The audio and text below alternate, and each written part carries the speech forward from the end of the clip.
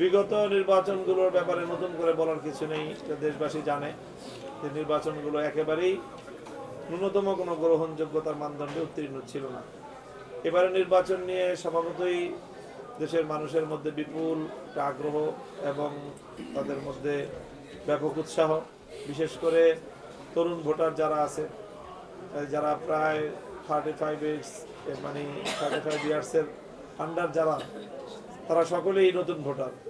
বাংলাদেশে একটা এক আশ্চর্য রকম বিষয়, তারা সকলে মুখিয়ে আছে একটি উৎসব মুখর পরিবেশে নির্বাচনে অংশগ্রহণ করবে।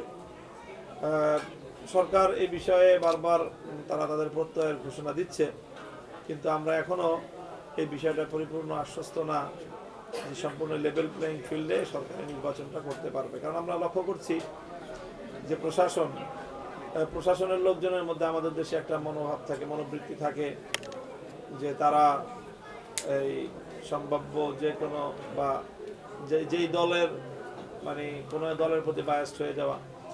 অতীতে যারা ক্ষমতায় থেকেছে কোনো না কোনো সময়, দেখা যায় যে যেই দল ক্ষমতায় থাকে তাদের নিয়োজিত অনেক লোকজন প্রশাসনে থাকে।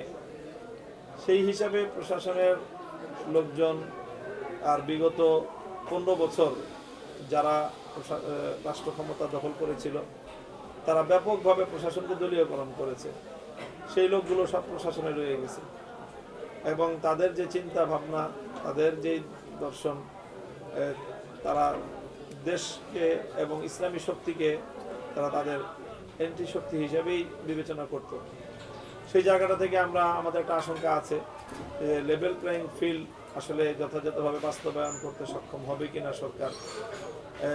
এখন পর্যন্ত আমরা এই বিষয়ে যথেষ্ট আপত্তি করার মতো বিভিন্ন ঘটনা সংঘটিত আছে এবং বিভিন্ন জায়গায় প্রশাসনের যে আচরণ, সেটাও সম্পূর্ণ একেবারে নিরপেক্ষ বা সমতার ভিত্তিতে তাদের আচরণ আমরা পরিপূর্ণভাবে সার্টিফাই করতে পারছি না। কাজে আমরা এই বিষয়ে শঙ্কিত। শেষ পর্যন্ত আমরা নির্বিঘ্ন এবং লেভেল প্লেইং ফিল্ড আমরা পাবো কিনা। ঠিক আছে, প্রথমে বলি, এখানে আমরা কোনো জোট করছি না। এবারের আমাদের যে নির্বাচন পলিসি, আমরা কোনো জোট করছি না, নির্বাচনী আসন সমঝোতা হচ্ছে। এটা আগাগোড়াই আমাদের এই আলোচনা।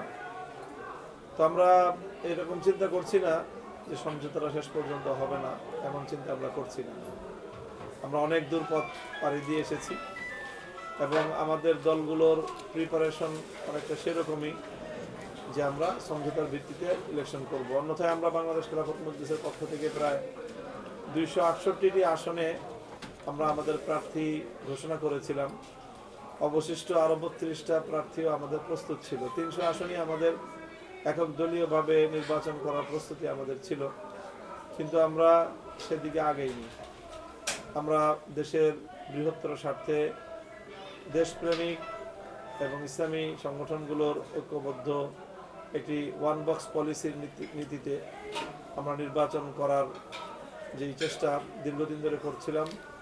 বিশেষ করে যে জুলাই বিপ্লব, সেই জুলাই বিপ্লবের ভিত্তিতে বাংলাদেশের রাজনৈতিক বন্দোবস্তের যে একটা আমূল পরিবর্তনের যে স্বপ্ন, যে আকাঙ্ক্ষা জুলাই বিপ্লবের, সেই আকাঙ্ক্ষাটাকে আমরা শ্রদ্ধা করতে চেয়েছি এবং সেই জন্যই আমরা ওয়ান বক্স পলিসিতে আগামী নির্বাচনটা প্রতিদ্বন্দ্বিতা করতে চাচ্ছি।